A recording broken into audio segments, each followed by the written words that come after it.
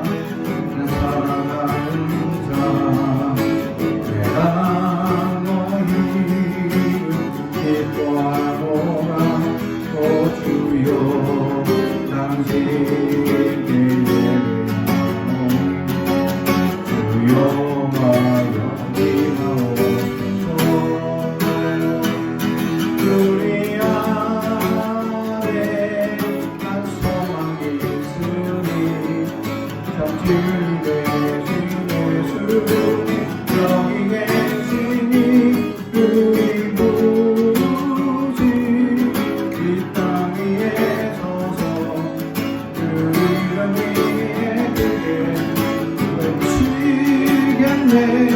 그날의 예수 주 다시 오소서.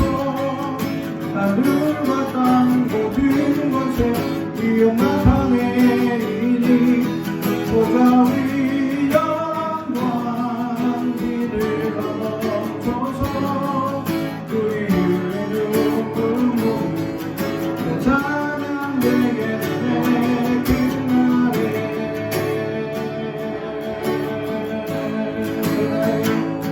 그날의 예수 주 다시 오소서. 하늘과 땅 모든 것에 위엄 나타내리니 보좌 위 영광 길을 넘쳐서 그 이름을 부르며 찬양 되겠네. 주의 영광 주의 나라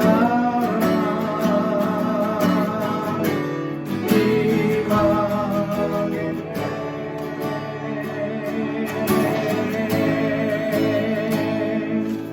할렐루야.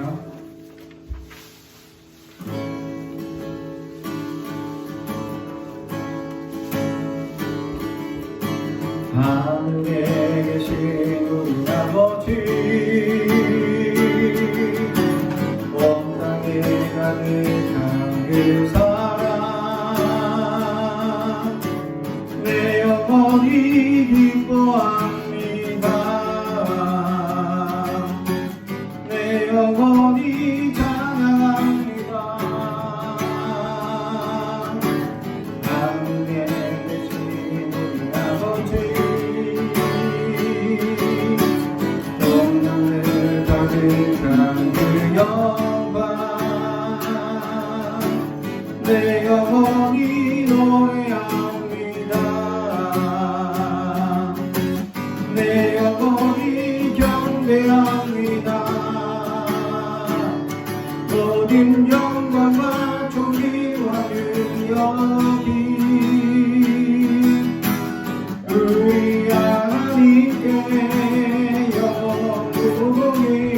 주의 나라와 권세와 영광이 우리 아버지께 영원히.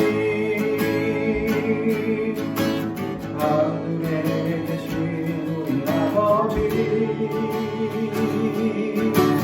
온 땅에 가득한 그 영광,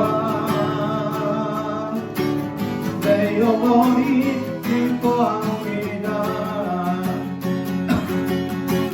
내 영혼이 찬양합니다. 하늘에 계신 우리 아버지, 온 하늘 가득한 그 영광, 내 영혼이 노래합니다. 내 영혼이 경배합니다. 모든 영광과 존귀와 능력이 우리 하나님께 영원히. 주의 나라와 권세와 영광이 우리 아버지께 영원히. 모든 영광과 존귀와 능력이 우리 하나님께 영원히. 주의 나라와 권세와 영광이 우리 아버지께 영원히. 우리 아버지께 영원히.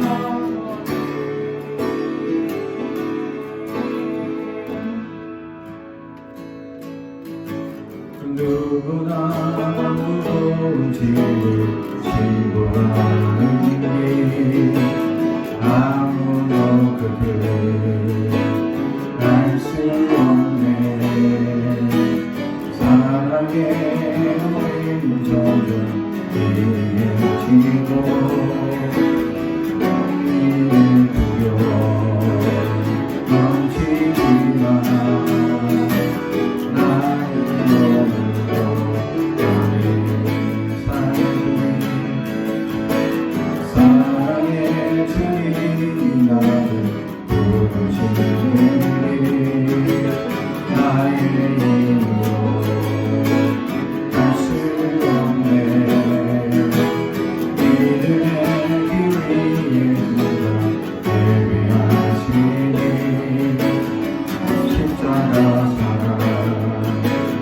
의지하여 나는 몸으로 나의 주의 영광 노래하리 모든 산다 엎드리며 서고 모든 상황 끝에서 다시 절대 알리리라 그도 넓은 영원하니 그 영광 바라보리 만군의 주 끝이 나의 하나님 전능하신 주님과 동행할 때 알게 되리라 아름다운 듯이 주의 영광 노래하리 더 이상 나 버티기 없어도 모든 상황 끝에서 다시 절대 알게 되리라 그거는 영원하니 주의 영광 바라보리 내 주 끝이 나의 하나님 전능하신 주님과 동행할 때 알게 되리라 달라지신 사랑 할렐루야. 오늘 우리에게 주신 하나님의 말씀은 사도행전 16장 1절에서 15절 말씀입니다. 사도행전 16장 1절에서 15절 말씀을 저와 여러분 한 절씩 교도하겠습니다.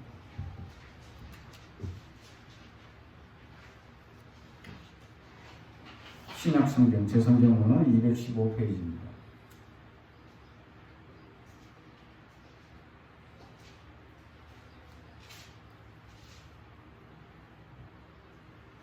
사도행전 16장 1절부터 저와 여러분 한 절씩 교독합니다. 하나님의 말씀을 경청하시기 바랍니다. 바울이 더베와 루스드라에서도 이르매 거기 디모데라 하는 제자가 있으니 그 어머니는 믿는 유대인이요 아버지는 헬라인이라.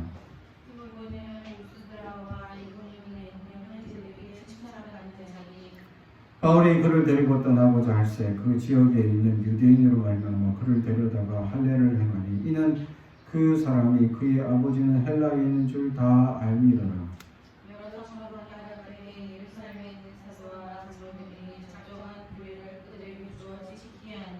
이에 여러 교회가 믿음이 더 굳건하여지고 수가 날마다 늘어가니라. 성령이 아시아에서 말씀을 전하지 못하며 시건대 그들이 불기아와 갈라디아 땅으로 다녀가 무시아 앞에 이르러 바도니아로 가고자 했으되 예수의 영이 허락하지 아니하는지라. 무시아를 건너 도로아로 내려가는데 밤에 환상이 바울에게 보이니 마게도냐 사람 하나가 서서 그에게 청하여 이르되 마게도냐로 건너와서 우리를 도우라 하거든.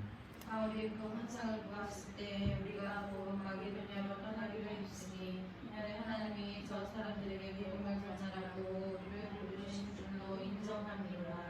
우리가 드로아에서 배로 떠나 사모드라게로 직행하여 이튿날 네아폴리로 가고 거기서 빌립보에 이르니 이는 마게도냐 지대의 첫 성이요 또 로마의 시민이라. 이 성에서 수일을 유하다가 안식일에 우리가 기도할 것이 있을까 하여 문 밖 강가에 나가 거기 앉아서 모인 여자들에게 말하는데 그들은 시내 있는 자색 국감자로서 하나님을 섬기는 루디아라 하는 한 여자가 말을 듣고 있을 때 주께서 그 마음을 열어 바울의 말을 떠들게 하셨느니라. 그와 그 집이 다 세례를 받고 우리에게 청하여 이르되 만일 나를 주 믿는 자로 알거든 내 집에 들어와 유하라 하고 강권하여 머물게 하니라. 아멘. 할렐루야. 우리 가슴에 손을 얹고 축복이 나옵니다. 나는 하나님의 사람입니다. 축복의 사람. 우리 가정은 영혼이 잘 되는 같이 범사가 잘 되고 강건하시는 가정입니다. 우리 교회는 번성하고 청대하게 되며 하나님의 언약이 이루어지는 교회입니다. 아멘.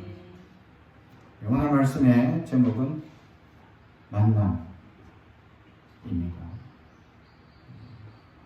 사도 바울은 이 복음을 전하기 위해서 수많은 사람들과의 만남이 이루어지고 있다라는 사실이죠.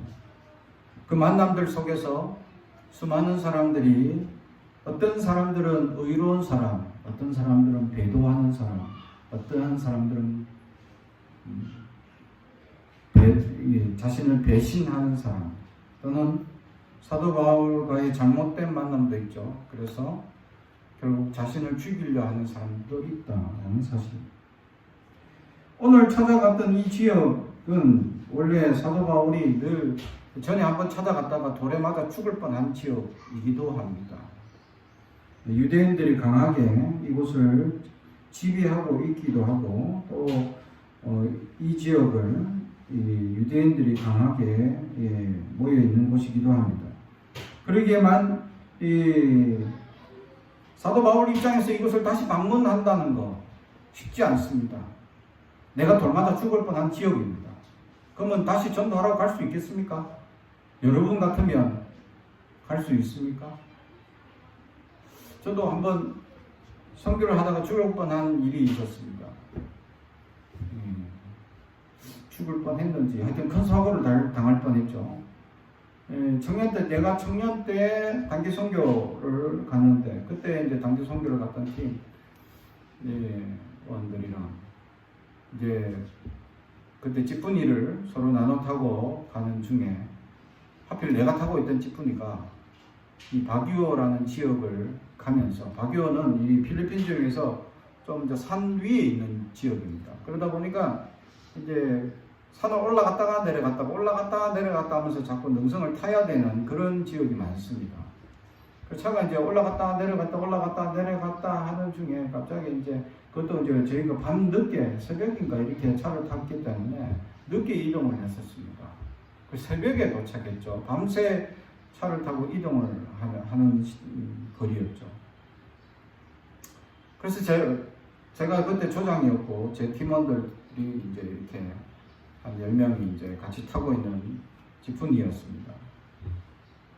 그래서 이제 이 차를 타고 이제 가는 중에 갑자기 차가 내리막길에서 순간, 보통 이제 내리막길에서는 브레이크를 좀씩 밟아주면서 천천히 제동을 하면서 내려가기 때문에 느껴지죠. 근데 저는 이제 다들 이제 재워놓고 저도 잠을 청하고 있는 중인데 자는 중에 갑자기 제가 잠이 좀 예민한 편이라 순간 이게 차가 브레이크 없이 그냥 내려가는 느낌이, 그냥 미끄럼틀 타듯이 그냥 쑥 내려가는 느낌이 나는 거예요. 순간 깜짝 놀랐죠, 나는. 그래서 깜짝 놀라서 일어나서 앞에 타고 있던 이제 팀장이 타고 있었는데 어떻게 돼? 갑자기 무슨 일이냐 하니까 브레이크가 고장이 났다. 오르막길 올라갔다 내려갔다 계속 일을 하다 보니까 브레이크가 파열이 된 겁니다. 브레이크가 고장이 나가지고 갑자기 브레이크 없이 그냥 산 아래 골짜기로 쫙 내려꽂는 겁니다. 그러니까 점점 속도가 가해지니까 자던 애들도 다 하나씩 일어나기 하는 겁니다. 그때 그래서 제가 아니야 괜찮아, 지금 일부러 기름값 아낀다고 이 사람이 그냥 브레이크 안 밟고 다니고 있는 거야 이러면서 거짓말 좀 했죠. 그러면서 안심해라 걱정하지 마 하고 재웠습니다. 그 애들 그래요? 하고 또 아무 생각 없이 또 자는 겁니다. 그때가 제가 나이가 한 25인가 26인가 그랬죠. 사회 가기 직전 나이였기 때문에 26이었던 것 같아요. 제가 27에 첫 사역을 시작했으니까. 그래서 26, 그 팀장을 맡아서 리드를 하고 있는데 그 애들 다 자꾸 일어나길래 재웠죠. 자장가 불러주세요. 걱정하지 마, 괜찮아, 잘 하면서 10명을 다 재우고 앞에 있는 그 임원이 타고 있는 그 앞에 팀원한테 어떻게 된 거냐고, 어떻게 고칠 수 있냐고. 그러니까 일단은 또 앞에 오르막길이 있다고. 그래서 올라갔다가 내려갔다가 올라갔다가 내려갔다가 이렇게 해서 세울 수밖에 없다고. 진짜로 가다가 내려오고 가다가 내려오고 하다니까. 근데 앞으로 가야 되는데 안 가고 뒤로 가니까 애들 깜짝 놀라. 무슨 일이에요? 아, 사실은 이제 브레이크가 터져가지고 제동할 길이 없는데 오르막길이 있어서 이제 올라갔다 내려갔다 몇 번 좀 하다가 세워야 될 것 같다. 그렇게 얘기를 했죠. 아이들도 그때서야 깜짝 놀라고 이제 그랬던 적이 있습니다. 그때 이제 밤이라서 다행이었지, 낮이었다면 아마 차들이 복잡했거나 이랬다면 사고를 당할 수도 있었지 않았을까. 그래서 이제 차를 수리하고 그때 바기오로 들어갔던 기억이 있었다는 사실. 그래서 바기오에 대한 기억은 저에게 위험, 그러니까 춥고, 필리핀 지역이 다 여름 기후인데 거기는 추워요. 그래서 그 지역에 사는 사람들은 우리나라에서 한겨울 파카, 정말 두꺼운 파카를 입고 삽니다. 왜냐하면 여름 기후에 살던 체질이 그 지역에 올라가면 정말 춥게 느껴지기 때문이죠. 근데 제 입장에서는 저는 추위를 좀 많이 타니까 좀 춥다라는 느낌이 들 정도로, 그리고 열이 많은 더운 걸 많이 타는 입장에서는 선선하다라고 느낄. 그래서 우리 팀원들이 보니까 대부분 선선한 사람 대부분이었고, 나 말고 몇 명이 춥다고 느낀 사람들이 있었죠. 그래서 바기오에 대한 기억은 추운 것과 위험했다라는 기억밖에 없었다는 사실이죠. 사도 바울 입장에서 다시 자기가 맞아 죽을 뻔한 기억이 있는 그 지역에 다시 갑니다. 다시 갈 수 있을까? 라는 생각을 하면 이게 쉽지 않다. 그런데도 불구하고 그는 찾아갑니다. 왜냐하면 하나님이 가라 하시고 순종하는 하나님의 제자이기 때문에. 할렐루야. 우리는 이렇게 순종할 수 있겠느냐라는 것입니다. 하나님이 가란다고, 내가 맞아 죽을 뻔한 지역인데 또 가라는 겁니다. 근데 가야 주님이 가라 하셨기 때문에. 사랑하는 성도 여러분, 사도 바울은 이처럼 주님 앞에 순종하며 100% 주님 말씀을 따르는 사람이었다. 자기에게 수많은 고난과 어려움이 있어도 이렇게까지 순종할 수 있을까? 우리는 생각할 수 있습니다. 그런데 그는 100% 순종하는 사람이었다는 사실이죠. 이렇게 위험이 있었고 어려움이 있었지만 그럼에도 또 찾아간다. 성경은 그런 배경에 대해서 전혀 설명하지 않고 있다라는 것이죠. 우리 사도 바울의 복음의 걸음걸음을 그냥 가고 있는 모습을 보여주고 있었다라는 사실. 그러면서 오늘 말씀에 하나님께서 그곳에 가라고 하신 이유가 있었다라는 거죠. 바로 디모데를 만나게 하셨다라는 사실. 디모데는 젊은 목회자라기보다는 젊은 사역자였습니다. 열심으로 사역하는 사람이었죠. 디모데라는 이름의 뜻은 하나님께 사랑받는 자라는 뜻을 가지고 있습니다. 근데 그의 믿음은 어디서 이어지느냐? 바로 어머니의 믿음에서 이어져 왔다. 그것도 할머니부터 시작해서 이어지는 그 믿음이 이어지고 있다는 것이죠. 모친은 유대인 유니게였고, 부친은 헬라인이었으며, 아버지는 헬라인이었고, 외할머니가 로이스라는 또 믿음에 이어지는 역사가 있었다는 사실. 사랑하는 성도 여러분, 믿음을 가르치는 집안, 누가 가르칠 것이냐? 믿음이 이어지는 집안, 누구의 믿음으로 이어졌다고 얘기할 수 있겠느냐라는 것이죠. 믿음이 이어진다라는 것을 자부할 수 있느냐? 그 믿음이 진짜 믿음이라고 내가 자부하고 따르겠느냐라는 것입니다.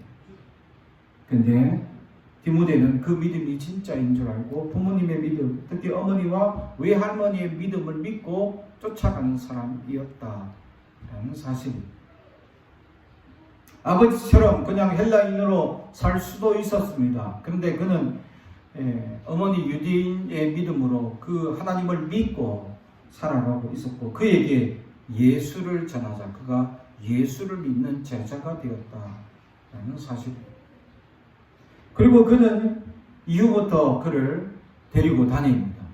그리고 그의 그로 말미암아 수많은 도움을 받게 되고 또 수많은 도움을 주게 되죠. 오늘 성경에 보면 그 지역에 그를 데리고 떠나려고 하는데 유대인들이 난리를 칩니다.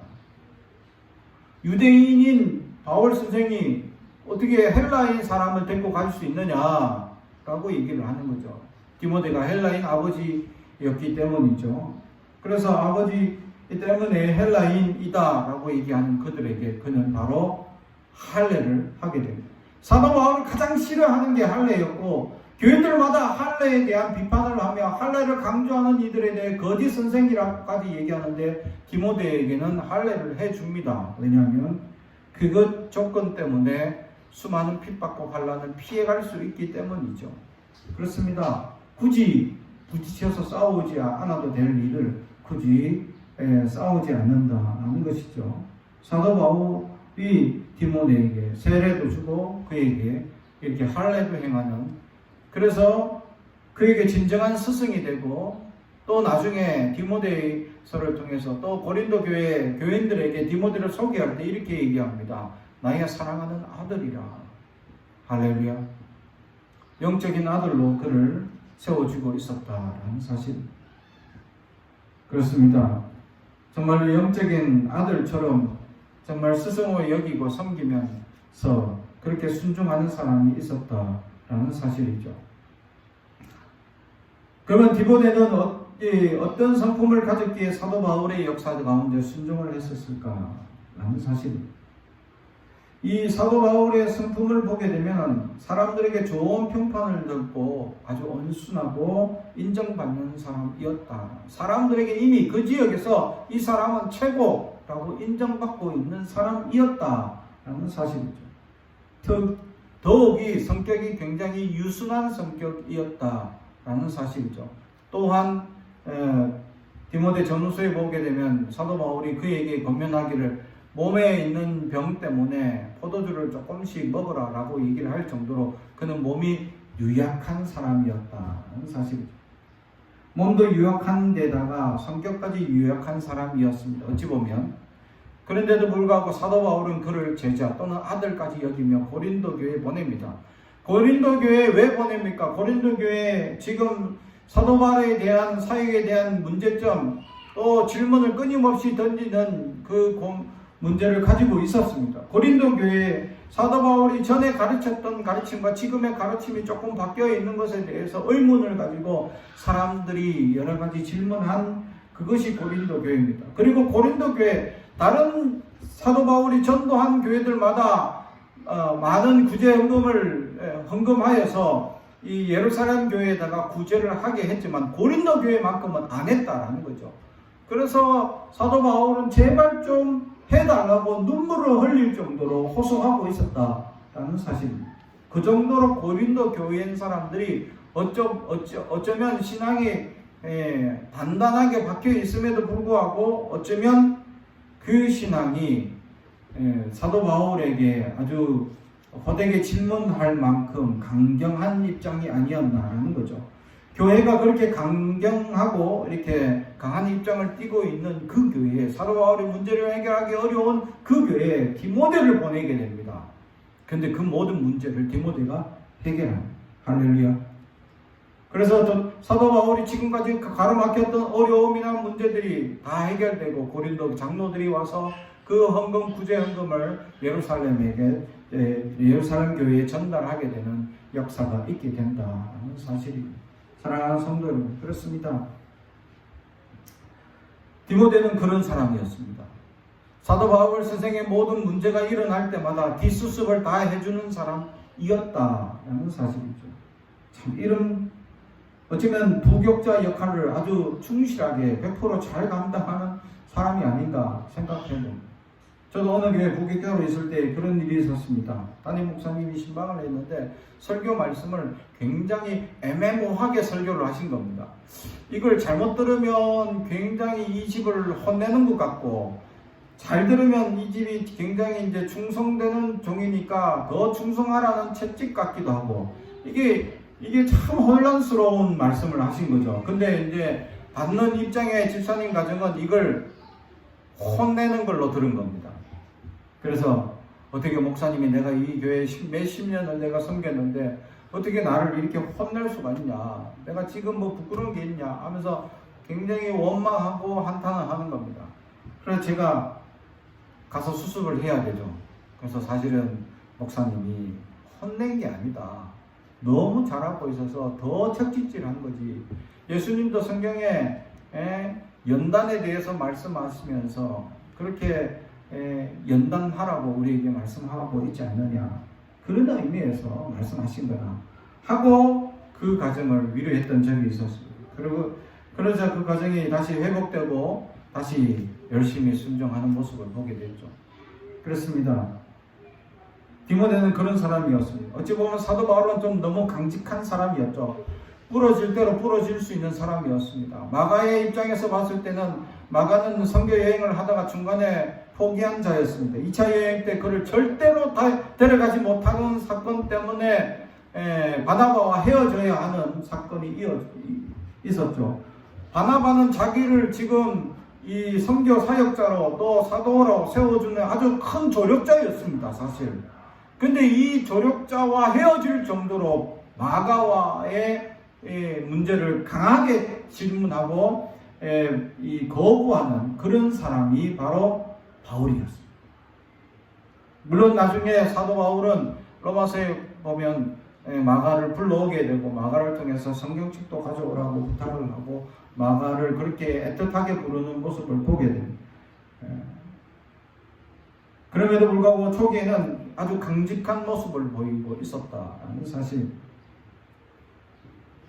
그런 말미암아 이 디모데는 어찌 보면 그 뒤를 강직한 사도 바울을 뒤를 쫓아다니면서 유연한 그의 성품을 따라, 온유한 그의 성품을 따라 그 어찌 보면 사도 바울에게 상처받고 어려움을 당하는 그런 교인들을 감싸주고 위로하는 사람이 아닐까라는 생각을 합니다.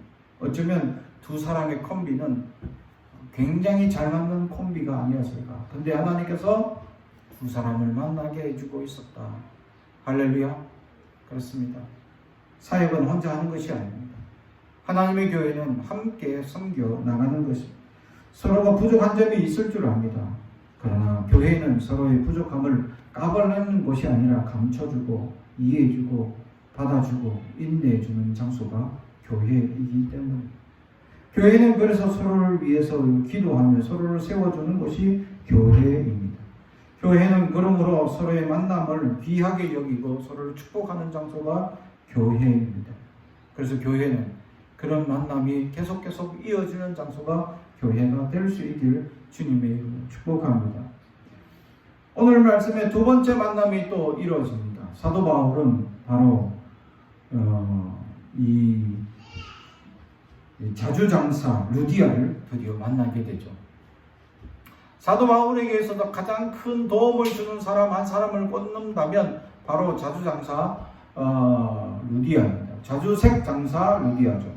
그렇습니다. 자주색 장사 루디아는 이 자주색 옷감을 만드는 일을 국가에서 특별히 지정받아서 하는 업자로서 다른 어떤 사람들보다 일단 로마에게 인정을 받는 사람이었고, 두 번째로는 그 독점 계약을 했기 때문에 많은 부와 명성을 가지고 있습니다.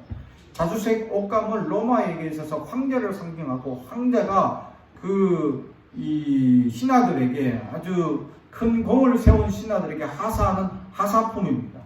그래서 자주색 망토를 걸치고 있는 로마 장군이 있다면 그는 황제에게 친히 받은 아주 귀한 이 품목이다라는 사실이죠.